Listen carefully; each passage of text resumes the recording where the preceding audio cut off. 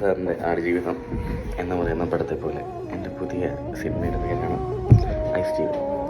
Ice ജീവിതം എന്ന് പറയുമ്പോൾ മെയിനായിട്ട് ഇതിൽ വരുന്നതെന്ന് പറയുമ്പോൾ അന്റാർട്ടിക്കയിലേക്കൊരു വിമാനം തകർന്നു വീഴുകയും ആ വിമാനത്തിൽ നിന്ന് ഒരാൾ രക്ഷപ്പെടുകയും തുടർന്ന് അവിടുത്തെ ധ്രുവക്കരടിയായിട്ട് ഈ യുവാവ് പ്രണയത്തിലാവുകയും തുടർന്നുള്ള ചിത്രാവിഷ്കാരമാണ് ഞാൻ നിങ്ങളുടെ മുന്നിൽ കാഴ്ചവെക്കാൻ ആഗ്രഹിക്കുന്നത്. അതുപോലെ തന്നെ ഈ സിനിമയിൽ 3 സോങ്സ് വരുന്നുണ്ട്.